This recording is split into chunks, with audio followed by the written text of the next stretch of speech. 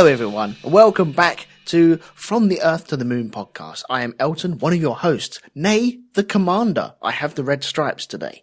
And joining me, as always, is my lunar module captain, what they called? Pilot. Lunar module pilot. I'd rather be the command. I'm thinking I'd rather be the one who gets to stay on the command module on my own and, just contemplate existence while you go off and play on the moon. Furiously masturbate. I wasn't going to say it, but yeah, but basically. You'd have to though, wouldn't you? You really would. I feel, yeah. Well, who's going to stop you? And who's going to know? Oh, I don't know. I think some of these NASA boys would probably record it for prosperity. No.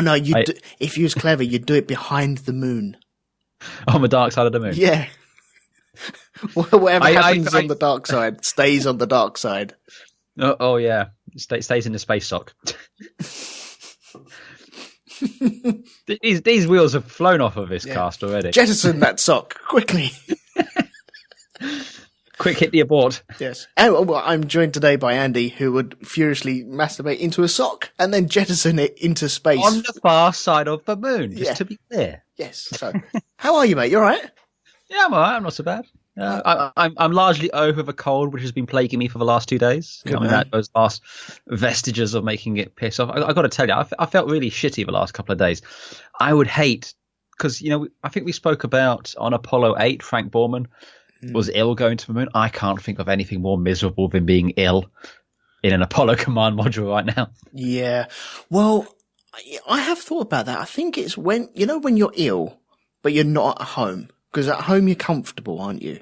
Yeah. If you're ill anywhere else, whether it be on holiday, on a trip, anywhere else, it's 10 times worse. Now, imagine going to the moon feeling ill. That must be 100 million times worse. Oh, yeah. No, it's just, no, thank you. No, I'm good. No, and then you've also got the problem of maybe cross-contamination with your friends in there as well. And if they come down with sniffles, there's only one man to blame. Oh, sharing is caring, but yeah. I mean, that's kind of what's the worst bit about this particular bout of illness is I'm not 100% sure who gave it to me. I have a strong suspicion who it was, but they weren't ill. They have kids, so I'm suspecting they were just typhoid Mary. But it's like if they were ill, at least I could blame them definitively and say, this is all your fault. Exactly, yeah. A minute, so makes it even worse. But I feel I'm digressing somewhat. Right, okay. Well, I'm glad that you're well anyway. So on the I appreciate it. Yes. So this episode, we are talking about the Apollo 14 mission, which is part 9, and it's called 4 Miles and Miles, which is a reference to the golf ball that Mr. Shepard whacked on the moon. Euphemism? Once again, dark side of the moon. If you whack a ball on the moon, then yeah. Wow, what happened to this episode? We used to be good. We used to be good. We've had a couple of iffy ones though. I mean, you weren't a huge fan of 12. I definitely wasn't a fan of 13. No, I wasn't either. No, I nearly messaged you about this episode and saying thank God for this one because I really enjoyed this. Now it is a kind of episode of two halves. Yeah. In fact, I found that a little bit disconcerting. Or not disconcerting, but it was strange to be going back pre-Apollo, really. Because the first episode of the series, which dealt more with the Mercury and the Gemini missions and, introduced us to the stuff behind there, the first half of this episode really seemed like it belonged back there. Mm-hmm. But obviously, for narratives, I mean, they haven't really done the whole season-wide arc where you could, maybe seed this there and then come back to it later. They're trying to do it more of a self-contained episode. But it was a little bit like, a weird flashbacky sort of thing. It was, but it wasn't really told in flashbacks, though, wasn't it? We kind of reset and went all the way back to the beginning again and then worked our way through, but following our friend Alan B. Shepard. Al Shepard, who do you know who played Al Shepard? Do you know what other notable role he's done? I did look it up earlier on. Hang on. What did I recognise him from? I've got to find him now. I'll just tell you. You go for it. It's Buffalo Bill. From the Silence of the Lambs. Right, okay, I went looking for that because I found the guy. Hang on. I was looking at this earlier on. God damn it, where is it? Why is he so far down the list? I'm still looking for him. Still looking for it. There he is. Ted Levine. Or Levine.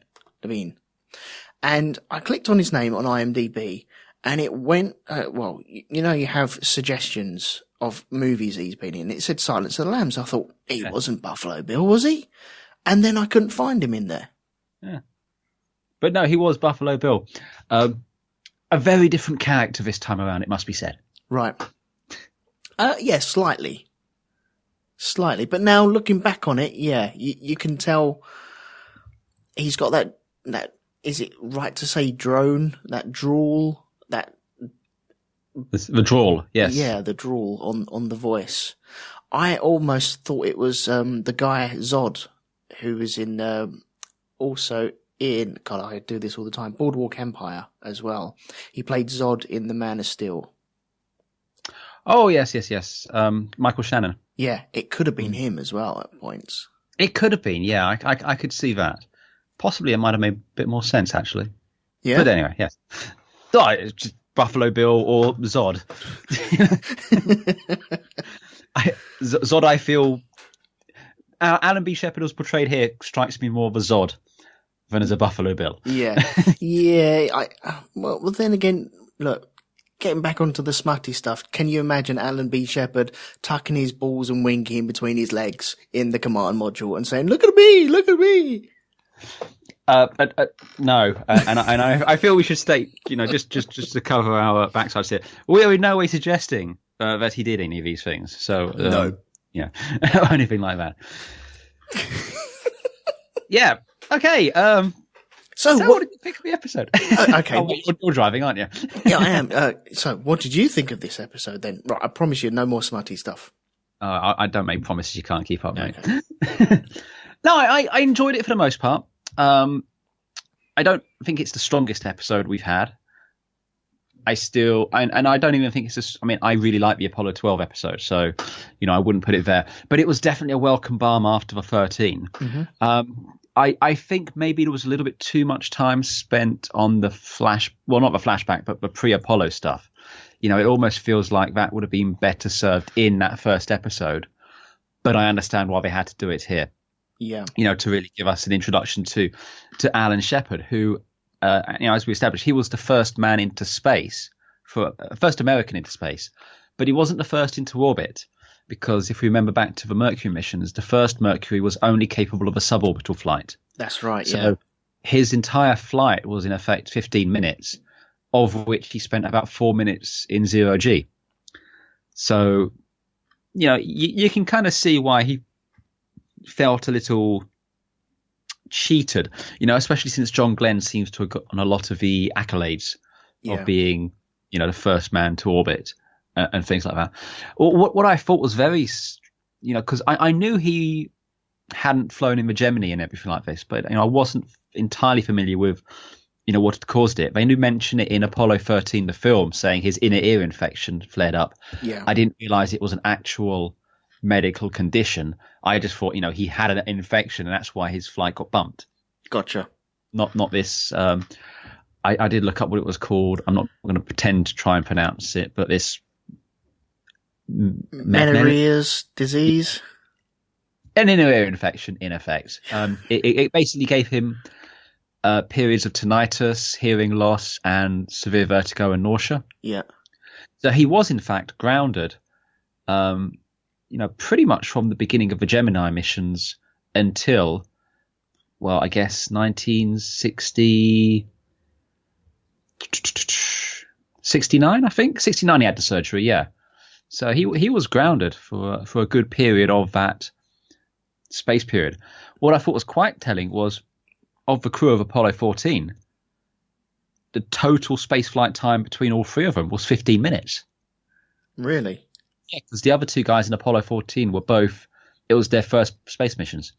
Right. In fact, I believe it was their only space missions, man says, looking up thing on internet. It's not a bad mission if you get one mission and it's to go to the moon. it's not a bad one, is it? Oh, yeah, absolutely. You know, there are pinnacles, and that is a pinnacle. Well, it's to date the most impressive thing man has done.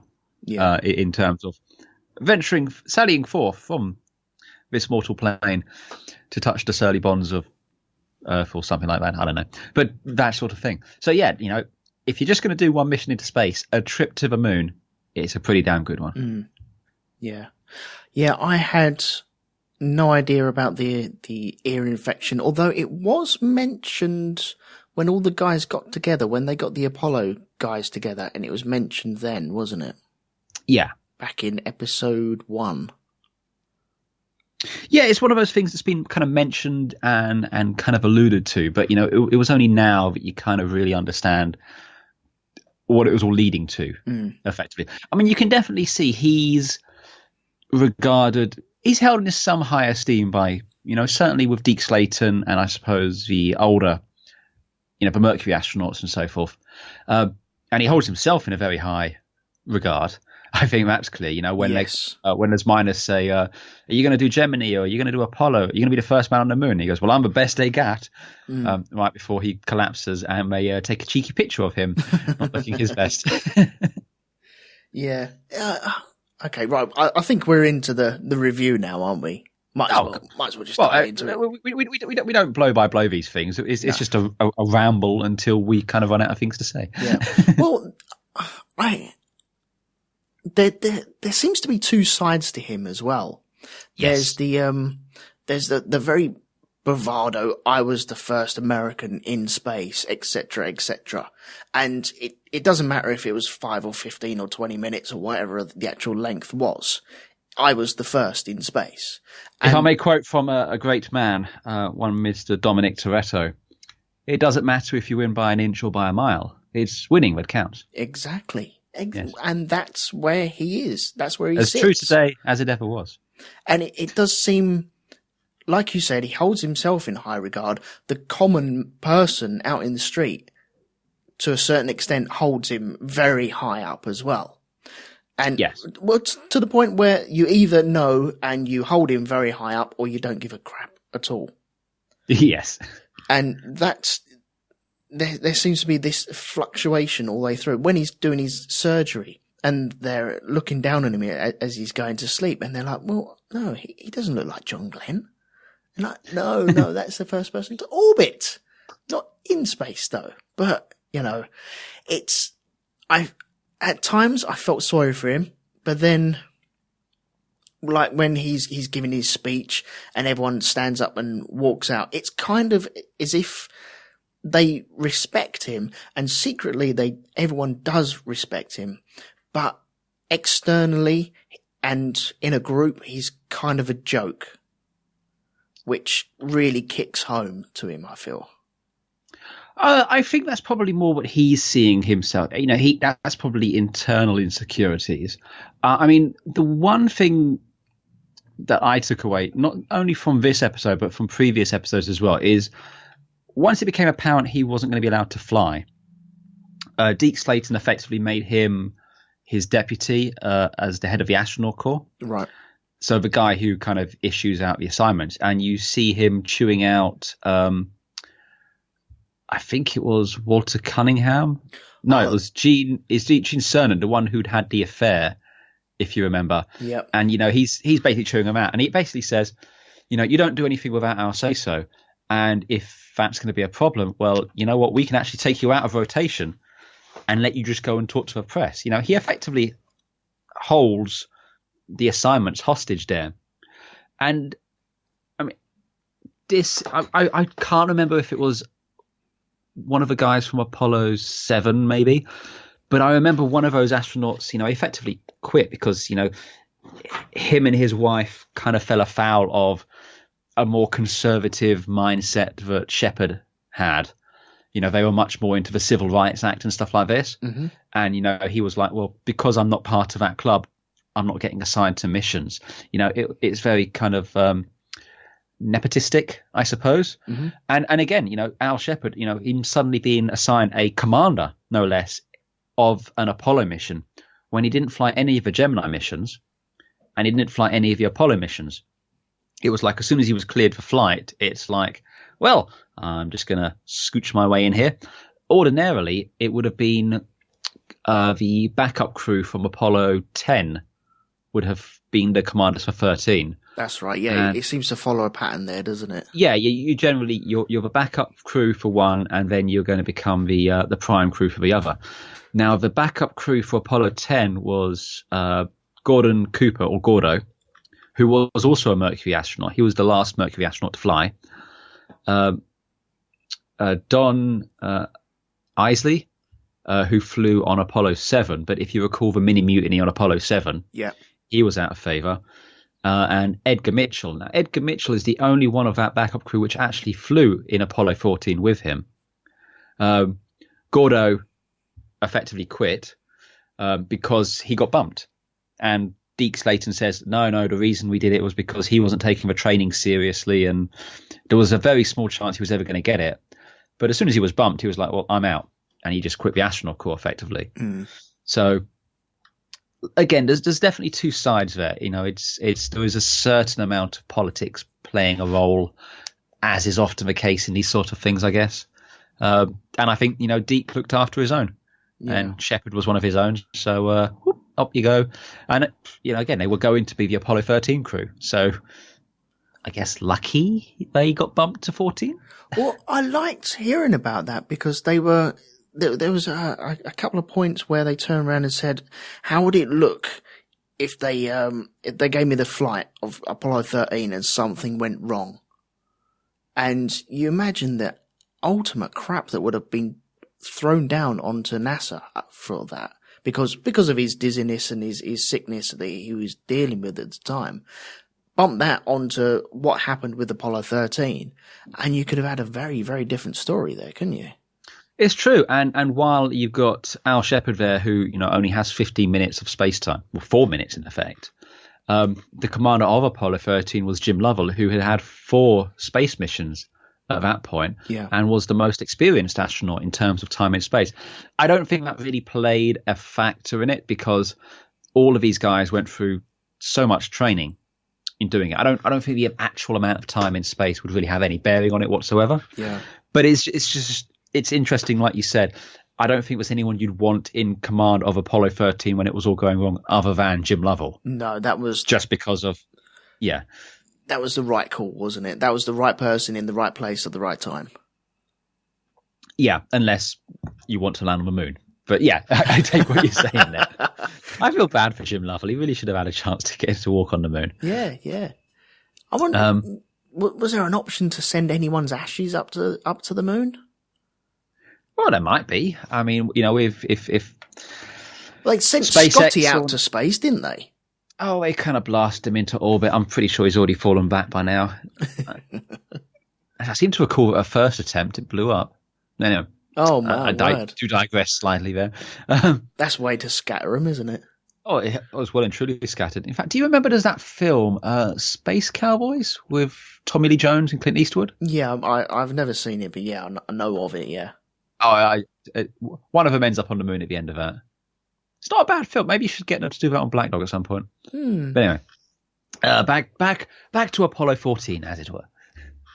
Yeah, but I love all the stuff with him and him with his wife. There's a certain scene when he's going out to I can't remember, some sort of parade that he was going to go to, and his wife jumped in the car, and then he had another dizzy spell in the car. You can see him really trying not to fall foul of it as well. But you kind of see in his face that, I know exactly what's going on. Yeah, you're going to have to drive, which is such a shame. But did you see that car that he got into as well? Oh, it was beautiful, wasn't it? I looked it up. It was a Corvette. I knew there was a Corvette, but it was a Comet. Of course, he's an astronaut. Of course he's going to get Corvette. But it was called a Comet 166 from 1960. That is a gorgeous car. That was stunning, that thing. Nice. Yeah. But I just felt sorry for him leading up to that bit. But once we get into the actual launch and the actual mission itself, I thought the mission was brilliant. I thoroughly enjoyed it. Before we get there was one other thing I need to mention. Yeah, go for it. it's the mood of the day picture. I love that. That was awesome. Mood of the day picture. Well, didn't you see it when he's chewing out the astronaut for doing the press thing? His secretary pulls out all these pictures, headshots of him. Yes. And she's sorting through them, and then she finds one of him scowling and puts it in the slot, and it says "mood of the day." And then you get that. I get the other pilot, yeah. Get the lieutenant or something kind of walks up, and he goes, "Is he in there?" And he stops and he looks at the picture and he goes, "I can come back." I just thought that was brilliant. I love that. Yeah. I just hope that was something that actually happened. You know, I'd love the idea that was, you know, they had these headshots just for every occasion. Well, yeah, I think if someone's temperamental and, okay, do you reckon the moods, the grumpiness is down to part of his personality from just getting that one mission, not even orbiting, and then being bumped? Well, I don't think he was bumped for 13 at that point, but just being kind of overlooked for everything. I think part of it's just going to come, you know, again, this is a guy who, you know, he was a naval aviator. I think he served in the Second World War, actually. Right. Yeah, he signed up in 44. So, yeah, he was, you know, he served in the war. You know, he came up in kind of the that period of America, you know, again, very, let's say, Republican mindset. Okay. You know, he's a straight up and down kind of guy. And I just think that's, you know, kind of how he was. I was just having a look on his Wikipedia page, and yeah, the mood of the day picture was a real thing. So wow, that makes me happy. I tell you what, you got to have some balls to have that, and to change it as well. And then he's going to have to know that that's going on as well. It says here, you know, Tom Wolfe characterized Shepard's dual personalities as Smiling Al and the Icy Commander. So, yeah, I suppose that's just the way it is. I'm sure, though, a lot of the frustration from the disease, you know, and you know, again, it's someone who flying is his life, and is told that not only can he not fly in space, he can't even fly on his own without someone being a co-pilot effectively, and he's going to feel that like being babysat. Yeah, that's not going to put him in a good mood in any event. No, not one bit. No, it's kind of having someone hawking over you all the time. And you've got these younger astronauts coming through as well, and he probably thinks they need to be, you know, appreciating what they have, and, you know, being respectful, and, you know, being these up and down kind of straight-laced guys, you know, projecting that image. And, you know, they're doing stuff which he doesn't agree with. That's just not going to put him in a good mood. No, it's not. No, at some points I did feel kind of sorry for him. One thing I didn't appreciate is, I think you mentioned it earlier, is the way that it did just take it all the way back to the beginning and then have to tread over these time dates and timestamps again and again. And I feel that may have been able to be condensed a little bit more. Basically, what I'm saying is I want more missions. But yeah, because we don't. I was going to say, it's over halfway through the episode before we even launch on Apollo 14. Yeah. And again, you know, I want more of that. But still, I tell you what, the model work in this episode is a lot better than what we've seen in some of the more recent episodes as well. When you say model work, are we talking about the lunar module? Yeah, the lunar module, when it separates from the command module and, you know, doing the thruster firing and everything like that. Yeah. I think because they're using actual models and not CG at that point, and it just looked really good. Oh, yeah. Yeah. Well, I thought the separation was really well done. It was a nice different view as well, wasn't it? Yeah. And it was cool just seeing the lunar module just flying along on its own. The lunar module being called Antares, and the command module being called Kitty Hawk. Yeah, nice. The launch, though, there wasn't much stock footage of the launch, was there? No, I mean, I'm sure there is lots of stock footage, but I guess they just kind of whizzed through it. I kind of feel I would have liked them to have played up a bit more of the whole return to flight post Apollo 13. I mean, apart from one line saying, you know, are you the man to take NASA back to the moon after Apollo 13? And he goes, absolutely, I am. That's kind of the only mention of that there. And I feel if they'd had perhaps done less of the whole his ear thing or done that in the first episode, and they could have spent a bit more time building up the tension of, is the spacecraft fundamentally safe? Can we get back to the moon? Have we fixed all these problems that were there? Because we also have Adam Baldwin playing Fred Hayes, who was the lunar module pilot on Apollo 13. Right. And although he operates as the Capcom, he doesn't really have much to say or do. Things like the landing at the landing ground that Apollo 13 was supposed to do originally. I just would have liked a little bit more connective tissue between those two missions. Yeah, I think that's what we're seeing throughout the whole series, though. There's not I know you have the basis of the Apollo missions, but there's not an overriding arc to the story which it follows. No. It's as if you have a team going out and filming episode 1, another team going out and filming episode 2, and that just keeps happening, and you kind of have to follow the guidelines and the Bible of the Apollo missions, but there's no real connective tissue between everything per se. Yeah, and that's worked for the most part. I mean, it has resulted in a couple of rather strange episodes. Mm-hmm. 8 and 13 come to mind. But it is nice that we get, because again, I think if each episode was just the same boilerplate, this is what happened, it would get very repetitive and very boring. Yeah. So it's nice that each mission's got a slightly different take upon it and focuses on a different aspect. So at least it keeps it interesting in that respect. So that's kind of cool. Yeah. Going on there. But yeah, I mean, we don't get a huge amount of stock footage of the launch. But again, at this point, we've seen several Saturn V launches, and I don't think anything overly dramatic happened during the launch. There was a reason for that. It launched over heavy cloud. Ah. It launched into heavy cloud. I'm reading this on the wiki now, and they said it quickly disappeared from the NASA's long range cameras. So they just lost it. So there's not a lot of footage for it. I suppose we had the initial launch, blast off, whatever you want to call it, but then after that, it disappeared into cloud, and it was wouldn't say never seen again, but that was it. You didn't really get any beautiful photos of it. Yeah, I'm also just reading here that they had some problems capturing and docking with Antares, which again I think would have made a nice, because we see this in the film Apollo 13.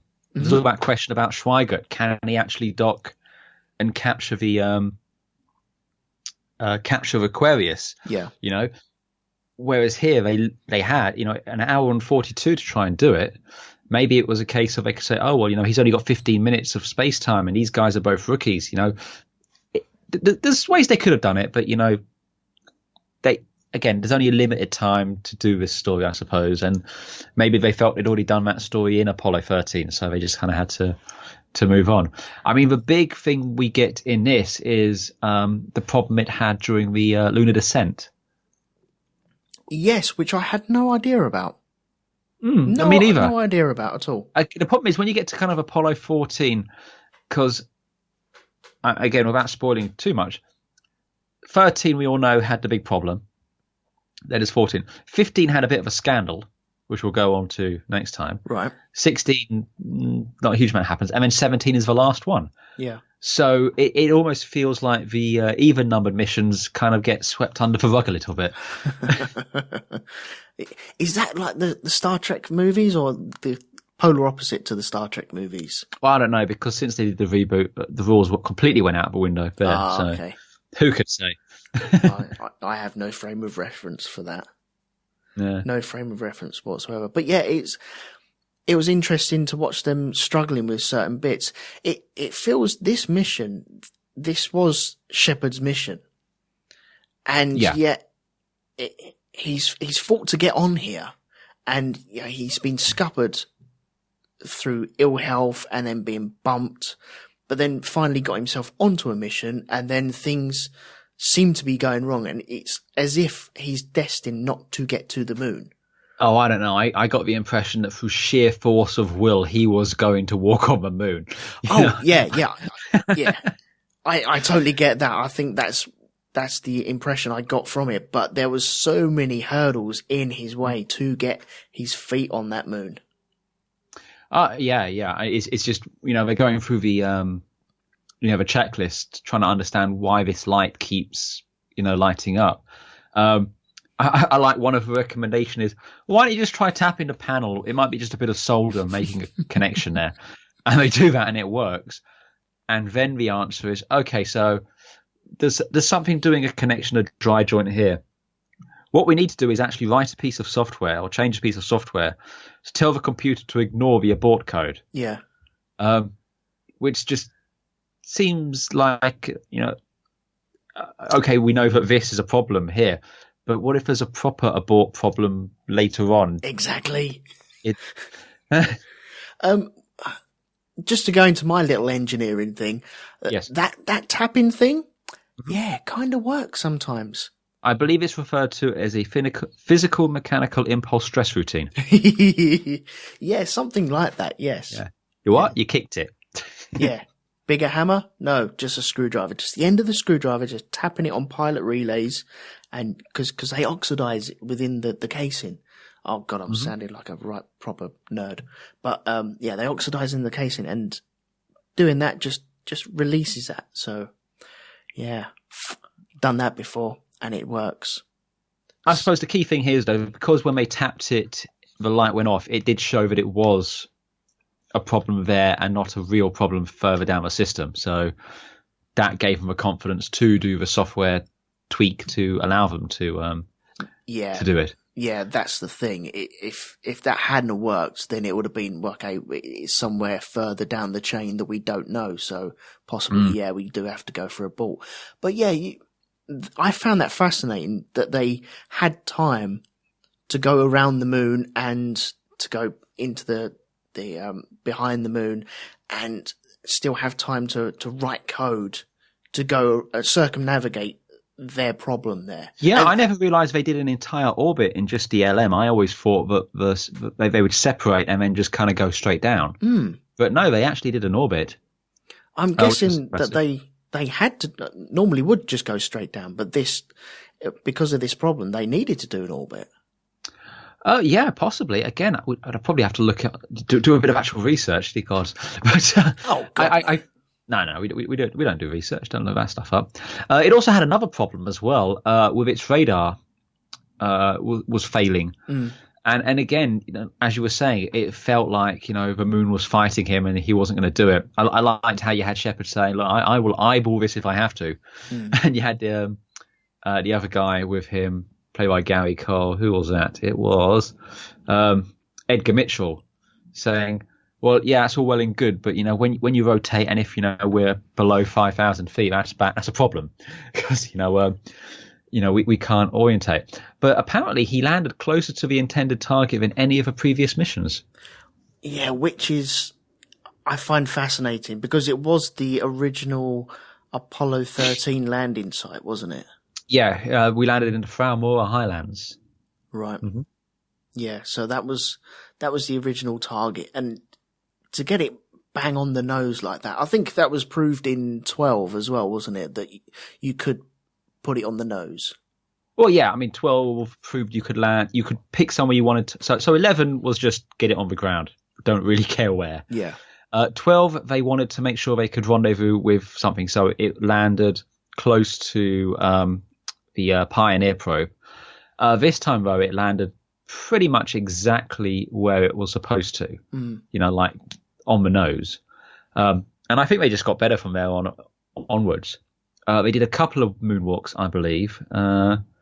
In fact, I think they have a few records still. I believe it is still the longest moonwalks in terms of duration without the use of the vehicle. Yep. Because this was the last of the H missions, I think. Was there a H mission?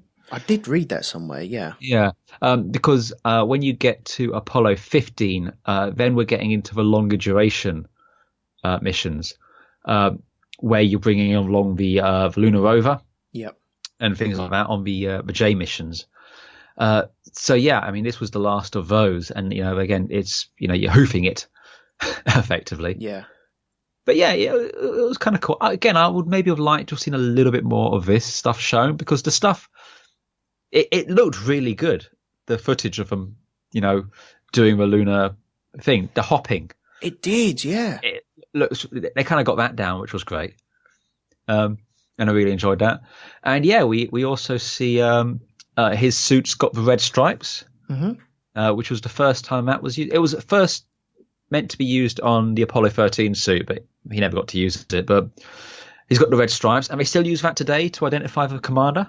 You know, they use different coloured stripes to identify people. Right. If you watch The Martian, it's a fantastic film. You have each one has different coloured stripes, so you can easily identify them. So, yeah. Right. Okay. I might have to watch that film again. I read the book, I watched the film, thought it was okay, watched it again, got bored. Yeah, the second time round didn't work for me. Sorry, mate. I'm really sorry. J'accuse. You know, I know it's really snobby, but I don't normally get to say this, but I preferred the book. Oh, I'm with you. I do prefer the book. And I sincerely wish they'd have done a series like this for the book. Mm-hmm. Like a mini-series, a nice 10-part mini-series where, spoiler alert if you haven't read or seen The Martian, by the way, but we're going to spoil it. But basically, the first 5 episodes would just Mark Watney on Mars, and we didn't even get to see stuff on the Earth until like the 4th or 5th episode. Oh, that would have been... yeah. You know, because that's one of the great things in the book is that sense of isolation of being alone. And then when you do start picking up the stuff from Earth, and then again, you know, things like, because in the book he fries Pathfinder and he loses communication again, and you don't get that in the book. No. In the film. The film is fantastic though, and I do recommend people watch it.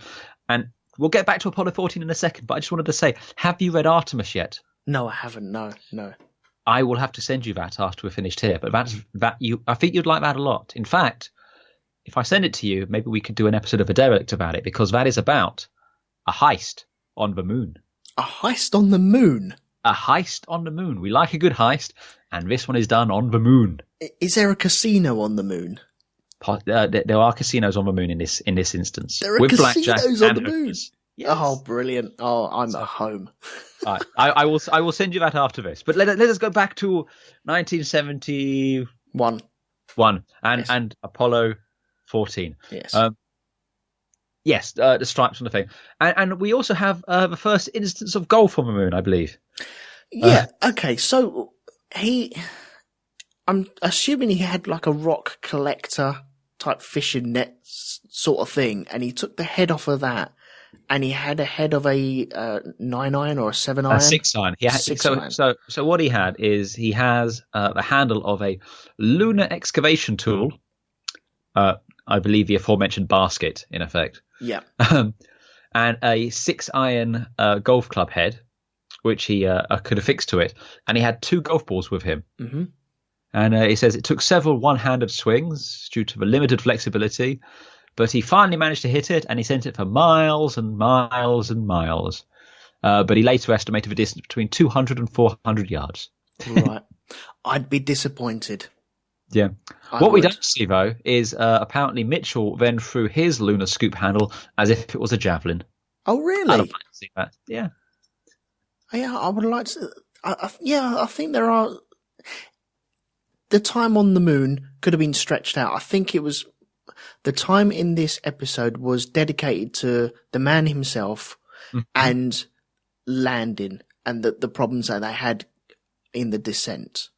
Yes. And everything else was kind of superfluous to the actual the episode itself. And so you kind of lost bits. I was quite interested in what actually happened. Like you said, the actual images on the moon were really good. Yeah. The way that was handled, the way that they had time lapses of them walking along. Yeah. And they'd be on the left hand of the screen, and it'd just fade into them just walking off on the right hand of the screen.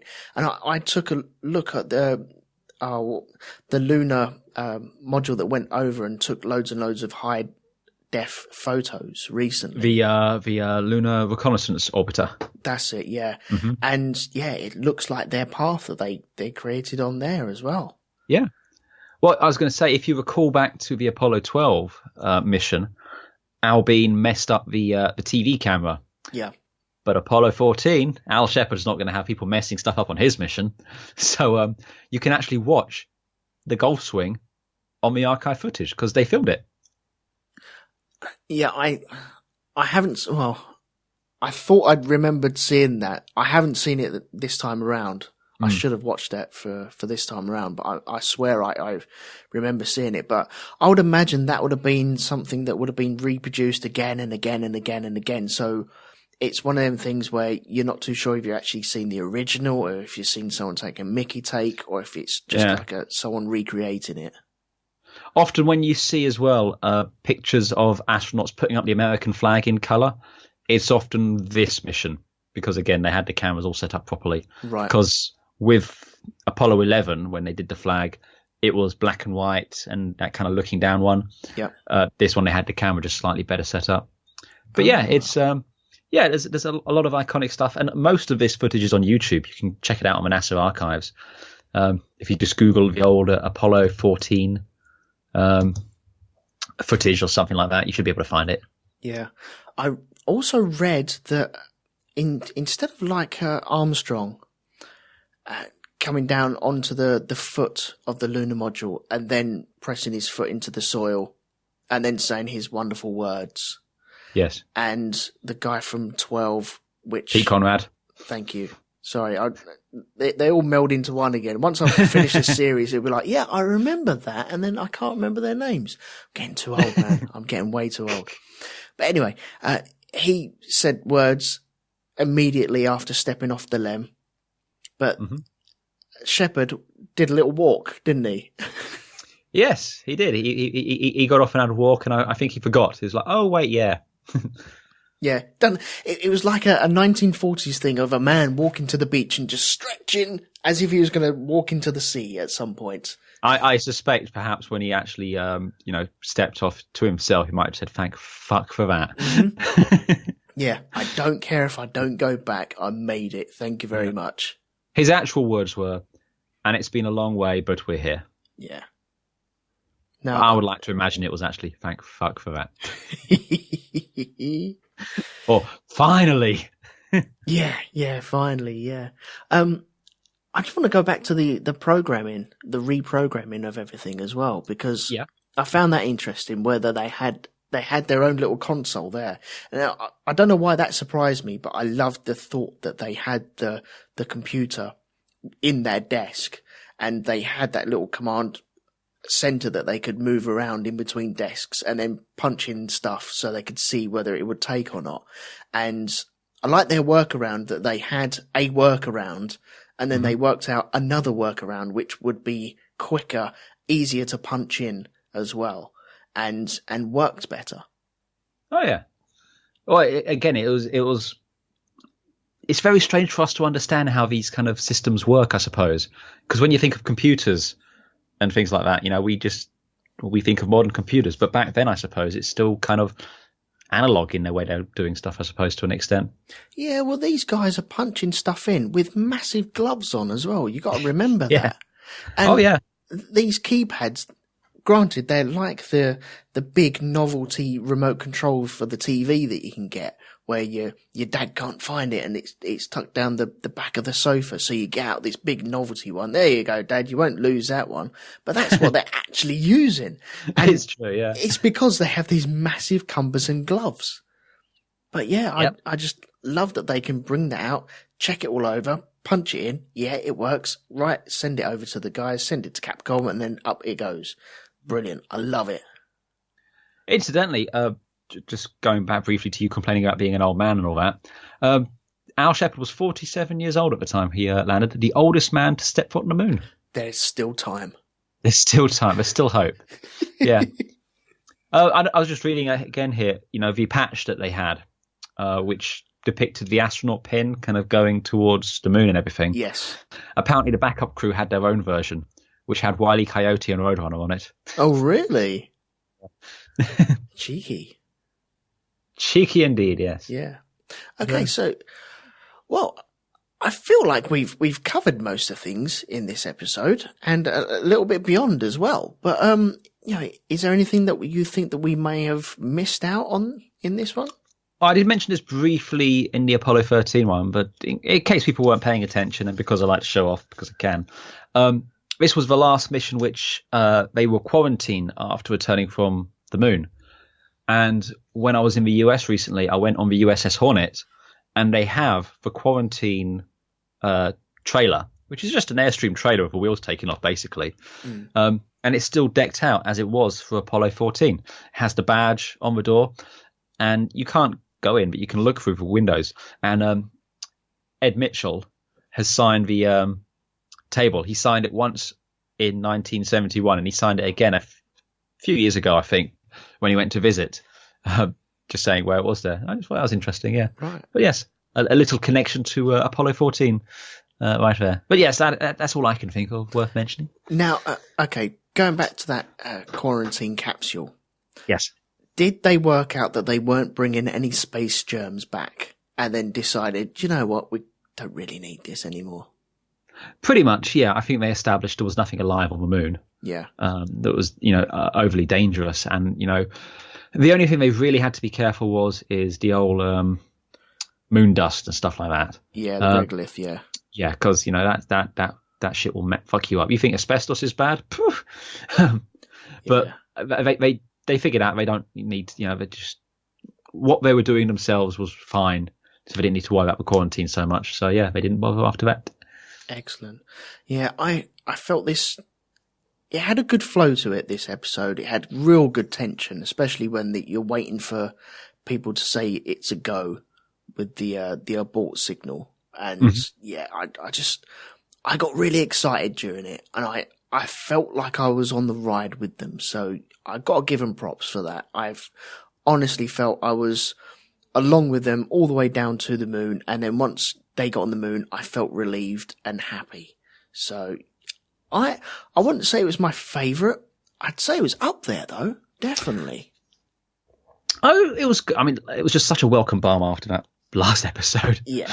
It was just nice to, good, we're dealing with astronauts and we're dealing with real people and we're actually going to a moon. Okay, thank God for that. Cool. Yeah, exactly. Yeah. Yeah. Okay, cool. Right, shall we leave it there then?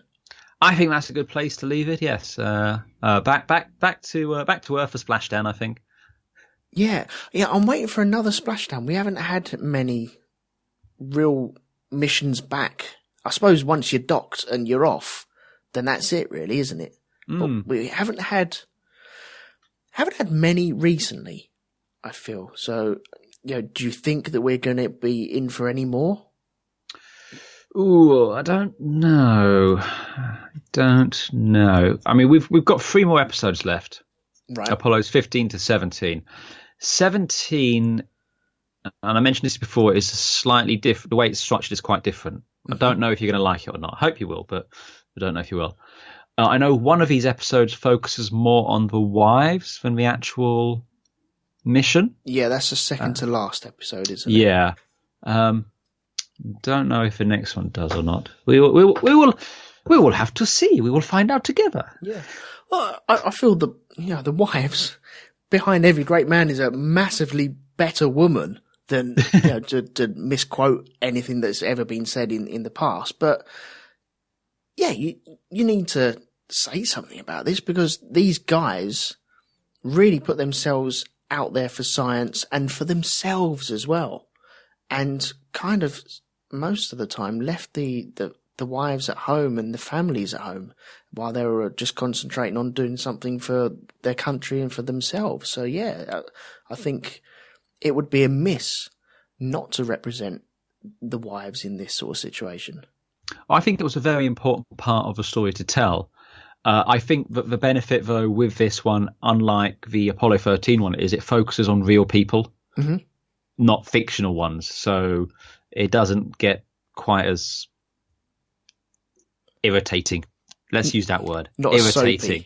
Yeah, as the 13 one was. Oh. But yeah, I mean, I'm looking forward to those missions.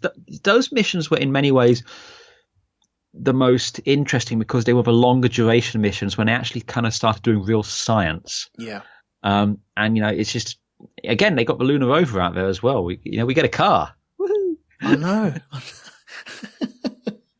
Amazing what they could do. Honestly, amazing. Yeah. Right. Okay. Right. I think we will leave it there. Yes. So overall, good impressions of it, Yen. Yeah. Oh, definitely. It's a good episode. I'm glad Al Shepard got to go to the moon. Yep. And everything, and I'm glad the mission was a success, and I'm glad they didn't let what happened with 13 skype at the program there and then. Exactly. Yeah. I'm very happy about that. So, okay, cool. Right. Well. Thank you very much, everyone, for listening to this episode. Next time out, we've got episode 10, which is called, as I just scan back through my notes in IMDb, which is really slow because, Shall I tell you now? No, I'm nearly there. You're nearly there. Okay. I'm nearly there. It is called Galileo Was Right. Yes. So, okay. So we're going to get the hammer and the feather mission then. Oh, okay, good. But yeah, you said that there's going to be what did you say? Scandalist? I don't know if they reference it in the episode, but there is a scandal attached to the Apollo 15 mission, which I will tell you about next time. Okay, excellent. Yeah, I don't know if the episode deals with it or not. Yep. But I will. I shall impart knowledge upon you all at the time. Good. I'm looking forward to that. I wish I could do it now, but I haven't seen it. So good. Okay. Right. Well, if you have enjoyed two idiots talking to each other about stuff that they don't really know, never been to the moon or been in the astronaut corps about, then you might enjoy other episodes and shows that we're on. We are on the Grand Prix podcast together. We're on the Band of Brothers. I was going to say, with the Grand Prix podcast, we're two idiots who've never driven a Formula One car talking about it. Because we're versatile, we are. Yeah, that is true, yeah. Once again, we don't know what we're talking about, but we like to think we know what we're talking about, and so we continue to talk about what we talk about and screw them losers that don't like it. So that's the way I see it anyway. Right, so, yes. So we've got the Grand Prix podcast, we've got the Band of Brothers podcast. Once again, we haven't been to war, but yet we like talking about it and think that we know everything about it. There's a theme here, isn't there? There is a bit, yeah. What else can we catch? What can we catch you on, Andy? Well, when I'm not doing stuff with you over at Rogue 2, you can catch me on the Great Derelict, where I'm talking with a variety of idiots. And some people actually do know what they're talking about, to be fair. Yeah. About a variety of different subjects to do with science fiction and so forth. I just recorded an episode which will drop in a couple of days, where I got together with a few friends, a few admirals, if you will, and we asked, was it really such a good idea building a second Death Star before we really knew why the first one blew up? Okay. Oh, I'm looking forward to that. When's that dropping then? This weekend? It'll be out on Thursday. Oh, okay. Cool. Looking forward to that. So by the time you guys hear this, it'll definitely be out. Yes, it should be out. Okay, cool. Excellent. You can also catch me on the Black Dog Podcast, which is at blackdogpodcast.com.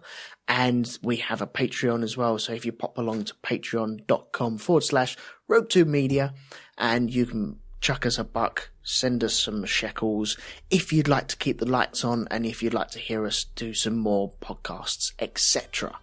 So until next time, thank you very much, Andy, for joining us. It's been excellent as always. Ooh, I have one last bit of trivia which will tie into my goodbye. Oh, go for it then. Go for it. Commander Shepard from the Mass Effect game is named for Alan Shepard. And with that, I should go. Well done. Nicely played.